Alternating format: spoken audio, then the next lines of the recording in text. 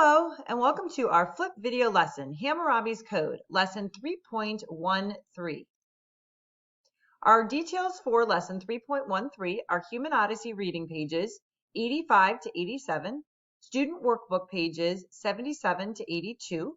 Our OMS assignment is our assessment 3.13, and our topic is King Hammurabi and his Code of Laws. I will give you a little bit of a heads up. This is probably going to be a little bit longer of a flip video, so I'll try and keep it at that 10 minutes, but it may be very close to that. So what are we learning today? Analyze a primary source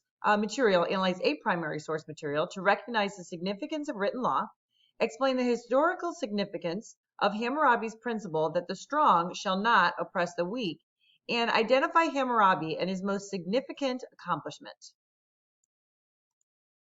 Introduction, Hammurabi's Code. Why do we have laws? Is it to protect us from criminals? To make it clear to everyone what is allowed and what is not? To help the government control the citizens? Hammurabi, sorry, my dog. Hammurabi wasn't the first ruler to have laws written down, but his ideas about the purpose and the organization of law have had a lasting impact on the world. Who was King Hammurabi? Early in life, Hammurabi was born around 1810 BC in the Mesopotamian city-state of Babylon. His father, Sin-Mulablit, was king of Babylon. Although not a lot is known about Hammurabi's youth, he was raised as the crown prince of Babylon. He likely attended a school called the Tablet House. He was taught about the Babylonian gods and the history of the great leaders of Mesopotamia. He also learned how to fight and lead an army. As he grew older, he learned how to rule by watching his father and listening to his advisors. Becoming king. When Hammurabi turned 18 years old, his father became very sick. Soon his father died, and young Hammurabi was crowned king of the city-state of Babylon. At this time, Babylon was a fairly small kingdom. There were many other larger kingdoms surrounding Babylon, including Assyria, Mari, Larsa, and Eshnunna. It was now Hammurabi's job to keep the city safe and help it to prosper. This may sound like a daunting task for an 18-year-old, but Hammurabi was not scared. He was confident he could lead, and he had a plan. Improving Babylon. For the first several years of Hammurabi's reign, he concentrated on improving the city of Babylon. Hammurabi knew he needed peace to make these improvements, so he established treaties with most of the powerful nations in Mesopotamia. Once he felt the city was safe, he went to work. Hammurabi worked to improve the defenses and infrastructure in the city. He strengthened the city walls, improved the city's irrigation system, and built new temples to the gods. The city became prosperous and grew in power. War. After several years of building, Hammurabi's peace came to an end. The powerful kingdom of Elam invaded Mesopotamia and conquered the kingdom of Eshnunna. The city of Babylon was next in their path. Hammurabi called on his ally Larsa to help, and then he gathered his army to fight the Elamites. Hammurabi and his army faced the Elamites. He expected an army from Larsa to arrive, but it didn't. However, Hammurabi had done a good job in preparing Babylon for battle. His army crushed the Elamites. Founding an empire. After defeating the Elamites, Hammurabi turned his attention to former ally Larsa. And remember, an ally is a friend, someone who's helpful. So this was a former helpful group. He was not happy that they had betrayed him. He invaded Larsa and took control of their cities. He then turned his army to the north and began conquering cities and nations. Soon, Hammurabi controlled all of Mesopotamia. He established the first Babylonian empire and was king of the 4 quarters of the world. Code of Hammurabi. Once Hammurabi had conquered Mesopotamia, he didn't consider his work done. He wanted to improve the way of life for all people in his kingdom. He embarked on many reforms and construction projects. He built new canals, aqueducts, and temples throughout the land. Today, Hammurabi is most famous for enacting a new set of laws called the Code of Hammurabi. These laws were carved into stone columns called stels. Called stels that everyone could read. There were 282 laws. Death. Hammurabi died in 1750 BC after 43 years of rule. His final years were ones of peace and prosperity for the people of Mesopotamia. And those two readings came from the Duxter's website. You can see there I have the copyright information on the bottom. again, Dexter's is a great place to go just for basic information about the topics we are studying, and really a lot of history topics. So what do we know about the Code of Hammurabi? The Code of Hammurabi was written down on clay tablets and etched in stone. It is one of the oldest recorded codes of law in the world. One of the best surviving examples of the code is written on the diorite stele. Diorite stele.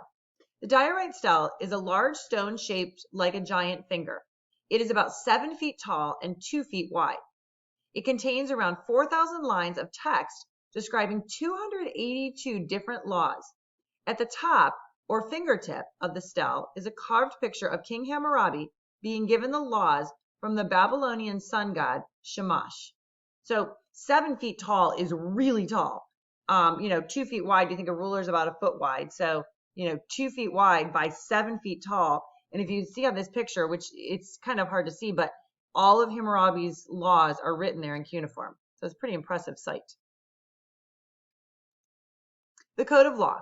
The actual Code of Law was divided up into groupings. Many of the laws that had to do with one subject were grouped together. This would have helped people to find and read just the laws that pertain to them. Here are some of the major sections of the code. Prologue, so the prologue is the beginning. Legal procedures, household laws, slavery, trade and business, religion, and then epilogue. Epilogue would be the end or the closing up. So examples of the laws. Many of the laws describe exactly what a worker should earn. So it gave, labor law type things. Some laws were very harsh and the penalties were severe. So if a son should strike his father, his hands shall be cut off. So that's one of the laws. If a man put out the eye of another man, his eye shall be put out.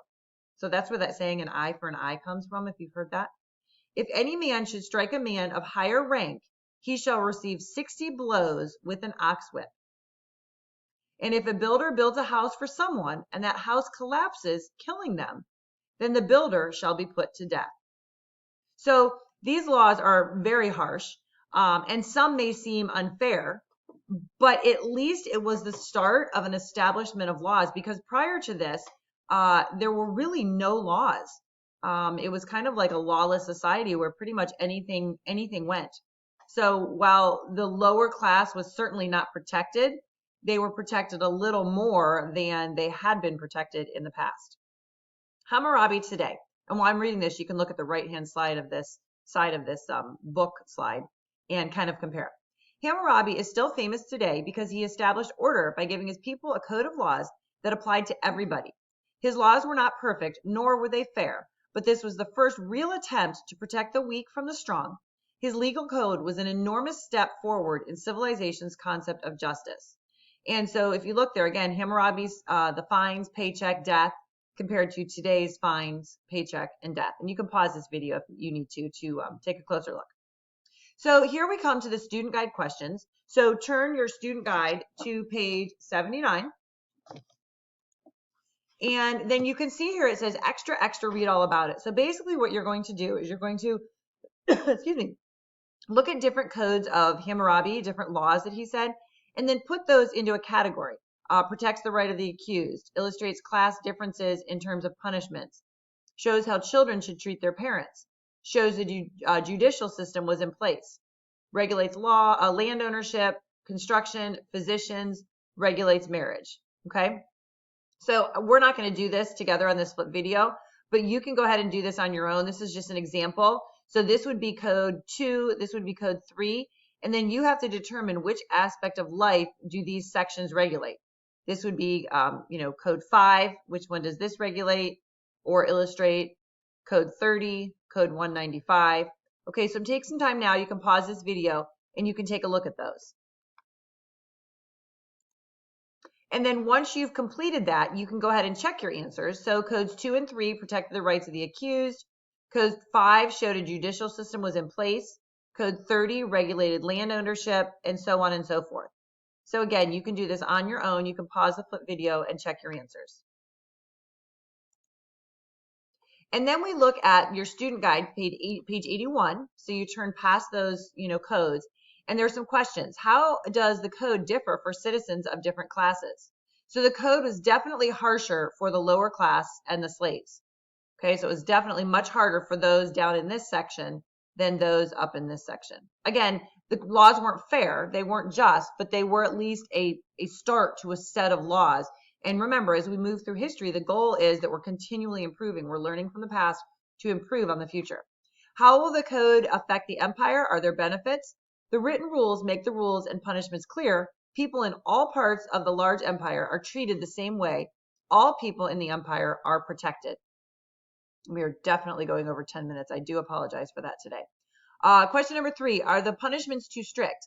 Yes, in many ways, and no in others, considering the time period. What are your thoughts? So again, this is something that you can think about, definitely very strict in today's society. But again, think about society when there were no laws, when there were no rules. You know, what do you think about them in perspective to that? And then you can talk about in perspective today as well. And that's something to discuss with your learning coach for sure. And you can bring those questions to class also. Question number 4, does the code regulate the daily life of individual citizens? So how does it regulate the life of individual citizens? Yes, it does. And then, you know, beyond that, again, a good discussion for your learning coach or questions to come to class with. The empire has grown a great deal in a short time. Has this made the code more important? Why or why not? A larger empire requires more regulation to maintain order and fairness. So the larger something gets, the more difficult it becomes to regulate and maintain. Just think about a family of 2 versus a family of 10, you know, definitely would be much harder to manage. And then question number 6, Hammurabi described the purpose of the code as to cause justice to prevail, to destroy the wicked, that the strong may not oppress the weak, meaning the strong may not diminish the weak. Give 2 examples from the code that suggest that it accomplished its purpose or that suggest it did not. So strong not oppressing the weak would be 3, 5, and 30. Justice prevailing would be 3, 5, and 230. And then destroying the wicked would be 95. If you have to think about, you know, the strong not oppressing the weak, when you think about it, there were different laws for different social classes. So, you know, that one probably was not accomplished. But again, it was a start. So we come to our reading pages 85 to 87. Make sure you are doing that to further understand this lesson. Important vocabulary words to understand. Hammurabi's code. It was a Babylonian legal code with a collection of 282 rules, established standards in criminal and civil matters. Adapted means to make suitable to requirements or conditions, adjust or modify fittingly. Expanded, increase in area, bulk or volume, enlarge. Primary sources, a first-hand or contemporary account of an event, topic, most direct evidence of a time or event. And then we come to our quote section. The life of law has not been logic. It has been experience. I love that quote by Oliver Wendell Holmes Jr. Thanks so much for joining me today. I'm so sorry it was such a long video, but hopefully you have some good information to come to class and prepared and ready to talk about Hammurabi and his code of laws. Stay positive, stay fighting, stay brave, stay ambitious, stay focused, and stay strong. Thanks so much for joining me today.